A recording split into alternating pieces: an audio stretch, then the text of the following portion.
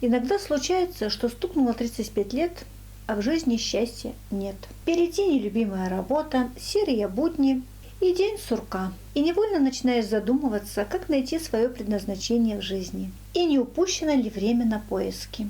Никогда не поздно что-то менять. Главное начать действовать, а не только размышлять и мечтать о переменах. Предназначение человека – это жить счастливо. Заниматься любимым делом, которое приносит столько денег, что хватает на все. И желательно еще трудиться на благо мира.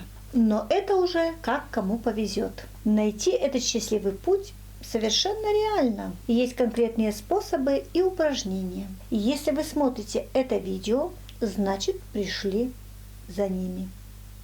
Приветствую всех на канале. С вами Елена Макаренко. И сегодня я поделюсь с вами первым способом, как можно узнать свое истинное предназначение. А вам остается лишь воспользоваться этим способом. Чтобы найти предназначение человека, нужно задать себе вопросы и задуматься о том, кем вы хотите стать через пару-тройку лет. Хотим ли мы быть там же и с теми же? А может быть, ощущение, что ничего не изменится, ввергает вас в шок и в ужас? Что можно сделать со своей жизнью за 2 года? Пойти учиться, сменить место жительства и, конечно, подумать о том, что останется после нас, как будут вспоминать о нас дети и внуки. Не обязательно быть Нобелевским лауреатом или президентом крупной компании, чтобы оставить о себе добрую память. Стоит поразмышлять о том, что полезного или хорошего можно привнести в этот мир. Первый способ поиска своего предназначения за 7 дней. День первый. Пофантазируйте о самом себе идеальном. Фантазии могут многое рассказать о нас и наших истинных желаниях. Кроме того, они мотивируют и заряжают энергией. Можно поиграть в своеобразную терапевтическую игру, основанную на фантазиях. Представьте себя человеком почтенного возраста, который прожил насыщенную и счастливую жизнь, сумел обеспечить все свои потребности, обзавестись потомством. Вы уважаемы и любимы многими, при этом находитесь в полном здравии. Родственники и друзья пришли к вам на юбилей, а может быть, среди этих людей есть поклонники, пресса или ученики. Подумайте, как именно прошла ваша жизнь, чем вы занимались, кем работали, как развлекались, чем увлекались. Как вам удалось добиться таких фантастических результатов в жизни и дойти до этой точки здоровым, счастливым и самодостаточным? Кто был рядом все эти годы? Что вы чувствовали? Попробуйте описать все аспекты своей жизни лучше всего на бумаге, а потом прочтите все свои записи. Прислушайтесь к своей интонации и настроению. Вы правда хотите видеть свою жизнь такой? Готовы работать над этим? Ведь чтобы стать человеком из своей мечты, нужно начать двигаться в этом направлении прямо сейчас. День второй. Вспомните все то, о чем вы когда-то мечтали. Как правило, истинное призвание можно отыскать в глубинах собственного сознания. Однако оно так тщательно скрыто не только от посторонних, но и от самого ищущего, что порой так и остается погребенным под наслоениями из установок, вроде «я должен», «так нужно», «это мне не по плечу», «так принято» и так далее. Попробуйте встряхнуть их с себя хотя бы ненадолго. Вспомните, о чем вы мечтали в детстве, кем представляли себя, что планировали сделать в юности, к чему стремились, будучи молодым и неопытным. В жизни каждого было множество желаний и мечт, которые не смогли осуществиться и были забыты. Запишите все, о чем можете вспомнить. Включите в список своих воспоминаний даже самые странные и нелепые свои желания, и чем больше, тем лучше. Желательно, чтобы набралось не менее 20 пунктов. Многие, кто делал это упражнение, утверждают, что желания из списка начинают сбываться, так что оно полезное во всех смыслах. Вы словно запускаете цепочку событий, начинаете что-то делать, проявлять активность. День 3. Составьте свой идеальный контракт. Представьте себя настоящей знаменитостью, востребованной, популярной и профессионально востребованной. Все хотят с вами поработать и пообщаться. И вот вам предлагают самостоятельно составить свой идеальный рабочий контракт, чтобы вы написали в нем, кем вы работаете, какова ваша зарплата и график. Ведь в этом мире возможно практически все. Каждый из нас может стать тем, кем мечтает, найти работу по душе и заниматься ей в удобном для себя режиме. На свете огромное количество профессий, из которых можно выбирать. Однако не каждый в состоянии просто прийти и взять то, что предлагает этот мир. Кто-то не может понять, что ему нужно, другой просто не готов прикладывать усилия, чтобы двигаться к мечте. Это упражнение стоит проводить время от времени, ведь цели и мечты могут трансформироваться. В идеальный контракт нужно вносить коррективы, и это нормально. День 4. Поразмыслите над тем, что бы вы хотели давать другим. Люди, как существа социальные, не могут жить исключительно только ради себя. Несмотря на то, что каждый является центром своего собственного мира и стремится получать от жизни удовольствие, в ней всегда должна присутствовать забота о ком-то. В процессе собственной деятельности люди, как правило, задаются вопросом: а зачем я полезен этому миру?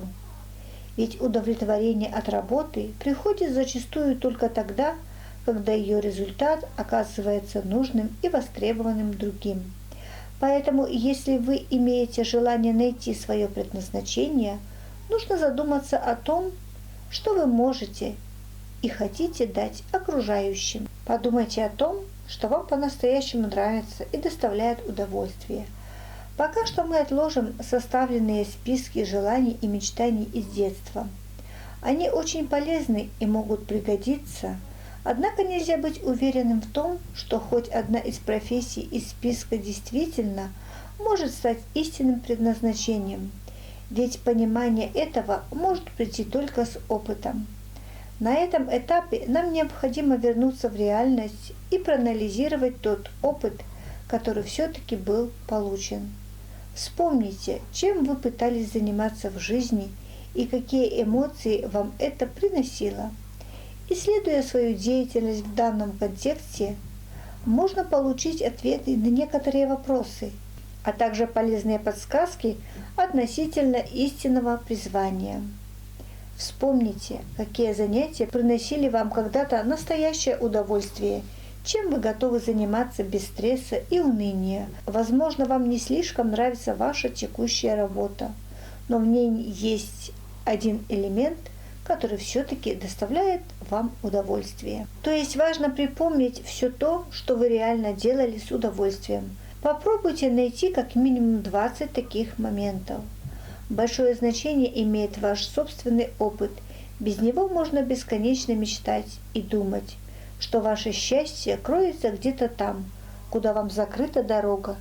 И при этом, занявшись этим делом в реальной жизни, человек нередко понимает, что идеальная картинка в его голове не имеет ничего общего с действительностью, и все, о чем он мечтал, ему на самом деле не так уж и интересно. День 6.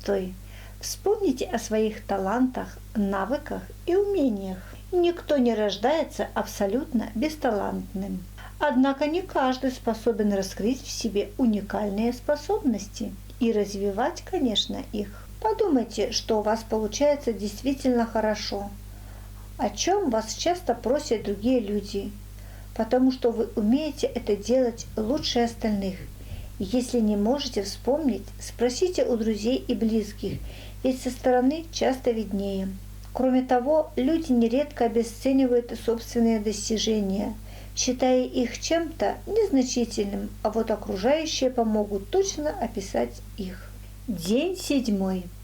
Роль, мастерство и призвание. На 7-й день самопознания необходимо проанализировать списки, составленные ранее, и ответить на ряд вопросов. В процессе работы стоит обратить внимание на следующие моменты. Пункты, которые повторяются несколько раз, то, что кажется важным именно сейчас, то, что вызывает особенный трепет.